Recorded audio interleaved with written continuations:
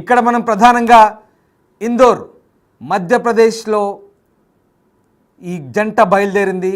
మేఘాలయలో హత్య జరిగింది. మధ్యప్రదేశ్లో దీనికి సంబంధించిన స్కెచ్ వేశారు, మేఘాలయలో దీన్ని ఇంప్లిమెంట్ చేశారు. అటు నుంచి కట్ చేస్తే ఘాజీపూర్లో ప్రత్యక్షమైంది సోనం. ఘాజీపూర్కి వచ్చిన తర్వాత సోనం అక్కడ నుంచి బ్రదర్కి ఫోన్ చేసింది. సోనం వాళ్ళ సోదరునికి ఫోన్ చేసింది. సోదరికి ఫోన్ చేసి నేను ఇక్కడ ఈ లొకేషన్లో ఉన్నాను, ఇక్కడికి నువ్వు రావాలని చెప్పింది. సోనం తమకు కాల్ చేసింది. ఆ సమాచారంతో పోలీసులు ఆమెను అదుపులోకి తీసుకున్నారు. ఆమె చాలా భయపడిపోయింది. ఆమె లొకేషన్ ఉత్తరప్రదేశ్లో ఉంది. మధ్యప్రదేశ్లో ఇతర అనుమానితుల్ని అరెస్ట్ చేస్తారు. ఇక్కడ చాలా తేడా కనిపిస్తుంది. ఆమె చెప్పిన తర్వాతే ఏం జరిగిందనే దానిపై మేము నమ్ముతామంటూ విపిన్ చెప్తున్నాడు. ఆమె సోదరుడు విపిన్, అతని పేరు విపిన్. ఇక మరొక విచిత్రం ఏంటంటే ఆమె తండ్రి మాత్రం ఈ మొత్తం వ్యవహారాన్ని ఖండిస్తున్నాడు. సోనం చాలా అమాయకురాలు అంటున్నాడు. నా కూతురు చాలా అమాయకురాలు, ఈ మొత్తం వ్యవహారానికి అసలు నా కూతురుకు సంబంధం లేదంటున్నారు. అసలు ఇంకో మాట కూడా చెప్తున్నాడు. ఈ మొత్తం వ్యవహారం సంబంధించి స్వతంత్ర దర్యాప్తు జరగాలి సిబిఐ చేత అంటున్నారు. మా కుమార్తెకు ఏ పాపం తెలియదు, నా బిడ్డపై నాకు పూర్తి నమ్మకం ఉంది, ఆమె అలా చేసి ఉండదు, ఇరు కుటుంబాల సమ్మతితోనే వారి పెళ్లి జరిగింది. ఘాజీపూర్లో రోడ్డు పక్కన ఓ హోటల్ దగ్గర ఆమె చేరుకుంది. అప్పుడు ఏడుస్తూనే ఉంది. అక్కడి నుంచి ఫోన్ చేసి లొకేషన్ చెప్పింది. పోలీసులు అక్కడికి వెళ్ళి ఆమెను అదుపులోకి తీసుకున్నారు. ఇంతవరకు నేను నా కుమార్తెతో మాట్లాడలేదు, ఆమె ఎందుకు అలా చేసింది, మేఘాలయ పోలీసులు అబద్ధం చెప్తున్నారు, నా కుమార్తె తానంతట తానుగానే ఘాజీపూర్కి వచ్చింది, ఆమెను మేఘాలయలో అరెస్ట్ చేయలేదు, సిబిఐ దర్యాప్తు చేయాలని చెప్తున్నారు. సరే, ఇక్కడ అంతా బాగానే ఉంది. కానీ ఏం జరిగింది, ఒక విషయం మనకు ఇదొక అంతు చిక్కని క్రైమ్ థ్రిల్లర్ లాగా మనకు కనబడుతుంది. అయితే హనీమూన్ తర్వాత ఒక్కసారిగా మరి ఈ సుపారీ గ్యాంగ్కు ఎవరు సహకరించారు, అసలు షిల్లాంగ్ నుంచి ఘాజీపూర్కి ఆమె ఎలా వచ్చింది, రఘువంశిని చంపేందుకు ఎవరు కుట్ర పన్నారు, రాజ్ కుష్వాతో పెళ్లికి ముందు సోనంకు రిలేషన్ ఉంది, బాయ్ ఫ్రెండే రఘువంశీ హత్యకు ప్లాన్ చేశాడని కథనాలు వస్తున్నాయి. ఈ కేసులో contract killers Vicky Thakur, Akash Anand arrest చేయబడిన తర్వాత ఇక సోనమే తమకు సుపారిచ్చినట్టుగా చెప్తున్నారు. రఘువంశీని చంపేందుకు సోనమే సుపారిచ్చిందంటే చాలా క్లియర్గా పోలీసుల దర్యాప్తులో చెప్తున్నారు. సో ఇక్కడ సోనం బాయ్ ఫ్రెండ్ రాజ్ కుష్వా పాత్ర ఏంటి, దీంతో అన్ని కోణాల్లో పోలీసులు విచారణ చేస్తున్నారు. షిల్లాంగ్ నుంచి ఘాజీపూర్ దాకా అసలు సోనియా ఎలా వచ్చింది, వాళ్ళ తండ్రి చెప్తున్నట్టు ఆమె అమాయకురాలు అయితే మరి అక్కడి దాకా ఎలా వచ్చింది, ఎవరు సహకరించారు, అసలు ఈ సుపారీ ఎవరు ఇచ్చారు, బాయ్ ఫ్రెండ్ రాజ్ కుష్వా పాత్ర ఏంటి అనే దానిపై ప్రస్తుతం పోలీసులు అయితే ఆరా తీస్తున్నారు. ఒక విషయం మనం ఆ దృశ్యాలు చూస్తే అర్థమవుతున్నాయి. రాజ్ కుష్వా బాయ్ ఫ్రెండ్, రఘువంశ్ భర్త, కట్టుకున్న భర్త, చాలా క్లియర్గా రఘువంశ్ కుటుంబం మధ్యప్రదేశ్లో ఇందోర్లో ఒక ట్రాన్స్పోర్ట్ వ్యాపారం చేస్తుంది. Well settled family. మే 11న అతనికి సోనంతో వివాహమైంది. 20న హనీమూన్కి వెళ్ళిన ఈ దంపతులు ఇక 22న ద్విచక్ర వాహనాన్ని అద్దెకు తీసుకున్నారు. మౌలాఖియాత్ అనే గ్రామాన్ని చేరుకున్నారు. అక్కడే వారి ఆచూకీ గల్లంతైంది. 11 రోజులకు జూన్ 2న రఘువంశ్ మృతదేహం బయటపడింది. తాజాగా సోనం ఉత్తరప్రదేశ్లోని ఘాజీపూర్లో పోలీసులు ఎదుట లొంగిపోయిన పరిస్థితి కనబడుతోంది. అతడి భార్య సోనం తమకు సుపారిచ్చినట్టుగా నిందితులు విచారణలో చెప్తున్నారు. ఆ దృశ్యాలు చూడండి. చక్కటి ట్రాన్స్పోర్ట్ బిజినెస్ చేసుకునే అతగాడిని కాదనుకొని, భర్తను కాదనుకొని ఇక్కడ రాజ్ కుష్వా అనే వ్యక్తితో ఆమె ఆల్రెడీ రిలేషన్లో ఉంది పెళ్ళికి ముందు. ఈ విషయాన్ని బహుశా తల్లిదండ్రులకు చెప్పిందో లేదు, కనీసం చెప్పున్నా మరి ఏం జరిగిందని తెలియదు. ఈ విషయాన్ని కప్పిపుచ్చే పేరెంట్స్ వివాహం చేశారా, ఇంకా అనేక విషయాలు బయటకు రావాల్సింది. ఇప్పుడు ఇక్కడ రఘువంశ్ కుటుంబీకులు ఒకటే ఆరోపిస్తున్నారు, సోనం తమ రఘువంశిని ఆమె హత్య చేయించింది బాయ్ ఫ్రెండ్తో కలిసి అంటే వాళ్ళు క్లియర్గా అనుమానిస్తున్న పరిస్థితి కనబడుతుంది. తమ కొడుకుని సోనం హత్య చేయించిందంటూ రఘువంశ్ తల్లి కన్నీరు మున్నీరు అవుతుంది.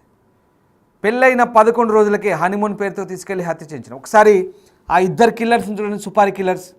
ఆ మధ్యలో ఆ బాయ్ ఫ్రెండ్ ఉన్నాడు, వాడిని చూడండి ఎలా ఉన్నాడు. ఆ భర్తను చూడండి ఒకసారి, ఆ బాయ్ ఫ్రెండ్ చూడండి. మీరే చెప్పండి కామెంట్ రూపంలో, సోనం చేసిన పని సరైందేనా? అంత మంచి భర్తను కాదనుకొని, వెల్ సెటిల్డ్ ఫ్యామిలీని కాదనుకొని, ఎస్ ఈ దృశ్యాలు చూడండి. ఆ ఇద్దరు సుపారీ కిల్లర్స్ మధ్యలో ఆ రాజ్ కుష్వా ఉన్నాడు. ఒకసారి ఆ దృశ్యం చూస్తే మీకే అర్థమవుతుంది.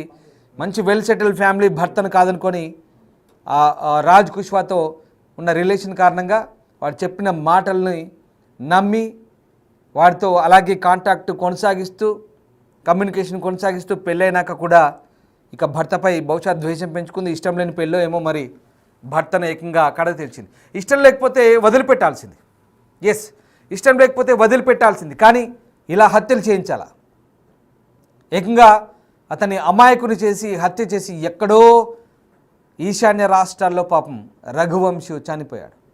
హత్య చేసి చాలా కిరాతకంగా హతమార్చి ఆ జలపాతంలో లోయలో పడేసారు. చూడండి ఎంత కిరాతకమో, అమ్మాయి ఎంతకు తెగించిందో ఒకసారి మనం ఈ కథనాన్ని విన్న తర్వాత యావత్ భారతం అంతా దిగ్భ్రాంతికి గురవుతుంది. చాలామంది పాపం అయ్యో పాపం సోనం అనుకున్నారు. భారతదేశంలో ఈ మేఘాలయలో జరిగిన ఘటనకు సంబంధించి ఏం జరిగిందో అంటే దేశమంతా కూడా ఆందోళనకు గురైంది. కానీ ఇప్పుడు అసలు విషయం బయటపడింది. ఇక ఈ ఘటనకు సంబంధించి ఫాదర్, సోనం ఫాదర్ మాట్లాడారు, తన కూతురికి ఏం తెలియదంటున్నాడు. సోనం ఫాదర్ ఏం మాట్లాడారు ఒకసారి చూద్దాం.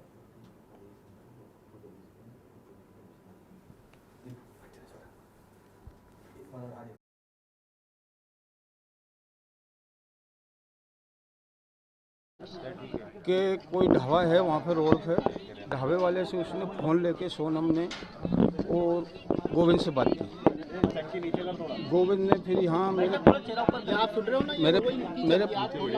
मेरे पास में उधर के एक भैया रहते हैं सोनू करके, पिताजी बोल रहे हैं। उनने वहाँ थाने पे फ़ोन लगवाया उनके जीजा से, तो वहाँ जाके नहीं थाने की पुलिस वहाँ ढाबे से सोनम को वहाँ थाने पे लेके आई है। अभी इस वक्त वो थाने पे है, ठीक है ना। उन पर भी कई सारे आरोप लग रहे हैं, क्या कहेंगे किस तरीके के आरोप हैं? वो बिल्कुल आरोप 100% गलत आरोप लग रहे हैं। जो आरोप जो लगा रहे हैं वो गलत लगा रहे हैं, क्योंकि वहाँ की जो पुलिस है वो बिकी हुई है, गुंडे मोबाइल इनके साथ में वो पुलिस चल रही है। पूरा थाना माने ये समझिए सस्पेंड होकर जेल में जाएगा अगर वहाँ सही ढंग से काम हुआ तो, ठीक है ना। और अमित शाह जी से ये हाथ जोड़ के निवेदन है कि वहाँ सीबीआई भेजो, और सीबीआई भेजो तो वो जो एक्टिवा है, एक्टिवा में जो बच्चन का सामान रखा था वो सामान बॉडी के पास में कैसे पूछा, किस तरीके से पहुँचा वहाँ पर, ये वहाँ की पुलिस से पूछना चाहिए। अच्छा सर, सोनम से किसी तरह की बात हुई है, किस तरीके से वो वहाँ पर पहुँची है, किन परिस्थितियों में पहुँची? ये तो सोनम बच्ची बता सकती है कि किस हालत में वहाँ पहुँची हुई है, किसके द्वारा वो ढाबे पे पहुँची, ठीक है ना। ये तो बच्ची बता सकती है किस आधार से किस कैसे वहाँ पहुँची हुई है वो, ये मैं यहाँ से बैठ के नहीं बता सकता हूँ। अच्छा, क्या ज्वेलरी वगैरह क्या केस लेके था उनके पास? करीब 70,000 रुपये दोनों बच्चन के पास थे, ठीक है ना। राजा के पास चेन थी, 2 अंगूठी थी, सोनम के पास गले में जो चेन सब मीडिया वालों को भी दिख रही है, पुलिस वालों को भी दिख रही है, चेन है, लॉकेट है उसके अंदर, ठीक है ना। ब्रेसलेट था, 2 अंगूठी थी, पाँव में पायजाब है,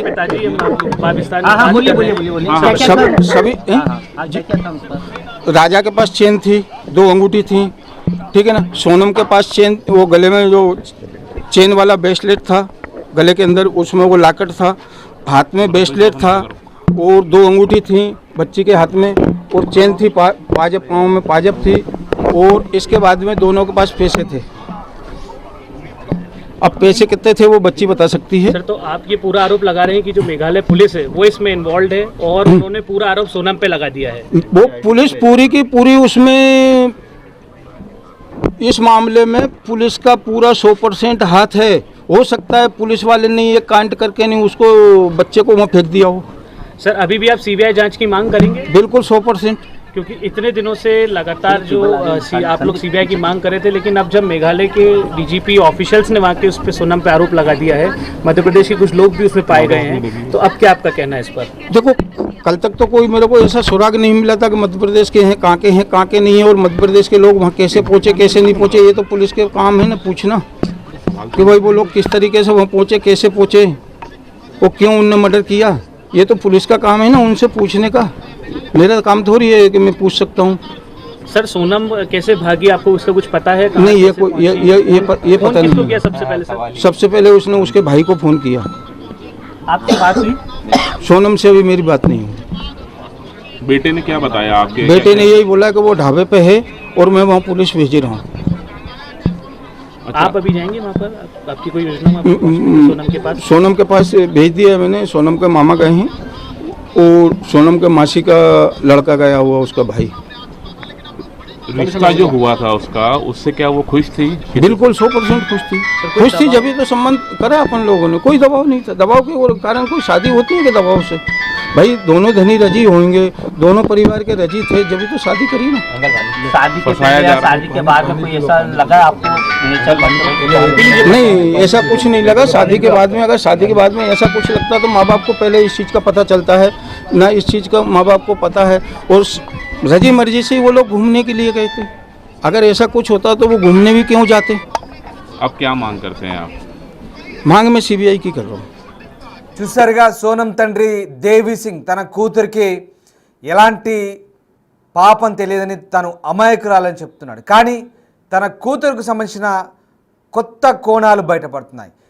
ఒక్కసారి ఆ ఫోటో చూడండి ఒక్కసారి. కుష్వా, రాజ్ కుష్వా, అలాగే ఇక్కడ మనకు రఘువంశ్ కనిపిస్తున్నాడు. వాస్తవానికి రాజ్ కుష్వా అనే వ్యక్తి సోనం బాయ్ ఫ్రెండ్. ఇక్కడ సోనం తండ్రి దేవి సింగ్ నిర్వహిస్తున్నటువంటి ఇండోర్లో నిర్వహిస్తున్న ప్లైవుడ్ ఫ్యాక్టరీలో ఇతను ఒక కార్మికుడిగా చెప్తున్నారు. ఈ సోనం కంటే 5 ఏళ్ళు చిన్నవాడిగా చెప్తున్నారు. అక్కడే తరచూ సోనం ఆ ఫ్యాక్టరీకి వెళ్తుండేది. అక్కడ కార్మికుడిగా పనిచేస్తున్నటువంటి ఈ కుష్వాతో సోనంకు పరిచయం ఏర్పడి అది కాస్త రిలేషన్కి దారితీసింది.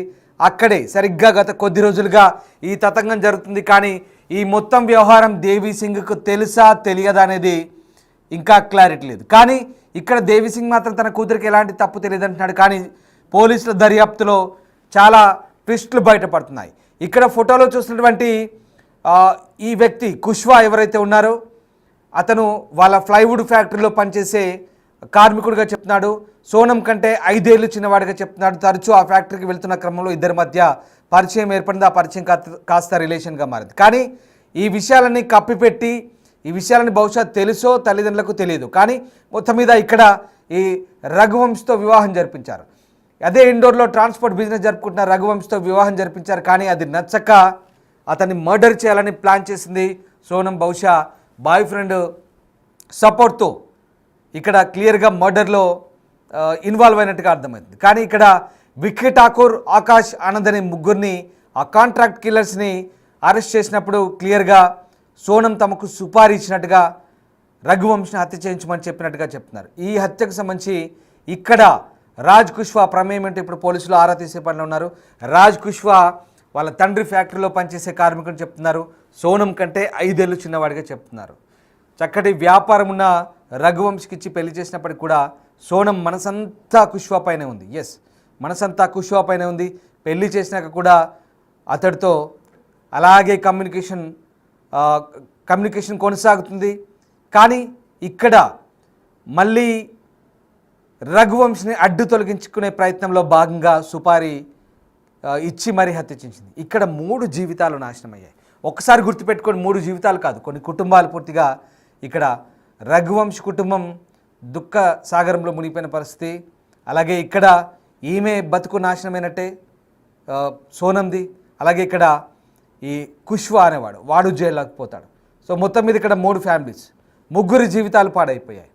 సోనం తీసుకున్నటువంటి అనాలోచిత నిర్ణయంతో ఈ పరిస్థితి తలెత్తింది. ఇప్పుడు నిజంగా చదువుకున్న అమ్మాయి ఈ రకమైనటువంటి ఒక నేరపూరితమైనటువంటి ఒక ఇంతటి క్రూరమైన ఆలోచన చేశారు. నిజంగా అసలు ఎటుపోతుంది సమాజం అనేది ఒక్కసారి ఈ ఘటన తర్వాత పోలీసులు కూడా నివ్వెరపోయినటువంటి కోణాలు బయటపడుతున్నాయి. అనేక ట్విస్టులు బయటపడుతున్నాయి. అక్కడో ఇక్కడో కాదు, మేఘాలయకు తీసుకుపోయి మరీ చంపేశారంటే ఎంత భారీ స్కెచ్. నిజంగా పెద్ద స్కెచ్ అంటారు కదా, అలాంటి పెద్ద స్కెచ్ వేసింది ఇక్కడ సోనం. అలాంటి స్కెచ్ వేసి మరి భర్తను హతమార్చింది. ఇష్టం లేకపోతే వదిలేయాలి, కానీ హత్యలు చేస్తారా? అలాంటి భారీ స్కెచ్తో కట్టుకున్న భర్తని కడతీర్చింది. ఈ వ్యవహారంలో సోనం బాయ్ ఫ్రెండ్కు సంబంధించి పూర్తి స్థాయిలో ప్రస్తుతం అయితే దర్యాప్తు చేస్తున్నారు. ఇంకా అనేక అంశాలు వెల్లడయ్యే ఛాన్స్ కనిపిస్తుంది. ప్రస్తుతానికైతే ఆ 3 విక్కీ ఠాకూర్ను, ఆకాష్ ఆనంద్ని అయితే అరెస్ట్ చేశారు. వాళ్ళు ఇస్తున్న సమాచారం ఆధారంగా ప్రస్తుతం పోలీసులు దర్యాప్తు చేస్తున్నారు. ఇది ఒక్క రాష్ట్రానికి సంబంధించిన ఇష్యూ కాదు. మేఘాలయ, యూపీ, మధ్యప్రదేశ్ అండ్ అలాగే 2 ముఖ్యమంత్రులు ఇన్వాల్వ్ అయ్యారు. మధ్యప్రదేశ్ ముఖ్యమంత్రి, మేఘాలయ ముఖ్యమంత్రి చాలా ప్రిస్టేజియస్గా తీసుకున్నారు. ఎందుకంటే టూరిస్టుల మీద దెబ్బ పడుతుంది కాబట్టి, టూరిజం మీద దెబ్బ పడుతుంది కాబట్టి, బ్యాడ్ నేమ్ వచ్చే అవకాశం ఉంది కాబట్టి మేఘాలయ సీఎం కూడా చాలా వేగంగా స్పందించారు. 7 రోజుల్లో ఈ అంశాన్ని దర్యాప్తు చేసి చాలా వేగంగా సిట్ ఏర్పాటు చేశారు. ఒక స్పెషల్ ఇన్వెస్టిగేషన్ టీంని ఏర్పాటు చేశారంటే అర్థం చేసుకోండి ఎంత ప్రెస్టేజియస్గా తీసుకున్నారు. ఇక ఈ ఆధారాలు దొరకకపోతే బహుశా సిబిఐ కూడా ఇన్వాల్వ్ అయ్యేది. ఇప్పుడు ఆమె తండ్రి కూడా అదే డిమాండ్ చేస్తున్నారు. కానీ చాలా పక్కగా ఆధారాలు దొరుకుతున్నాయి. ఇంకా దర్యాప్తులో ఇప్పటికే చాలా ట్విస్టులు బయటపడ్డాయి. చాలా వెరీ క్లియర్. సోనం బాయ్ ఫ్రెండ్తో కలిసి భర్తను హతమార్చిందనేది చాలా క్లియర్. ఇంకా బాయ్ ఫ్రెండ్ దొరకాల్సింది. ఇంకా దర్యాప్తులో ఇంకా ఎలాంటి విషయాలు బయటపడతాయో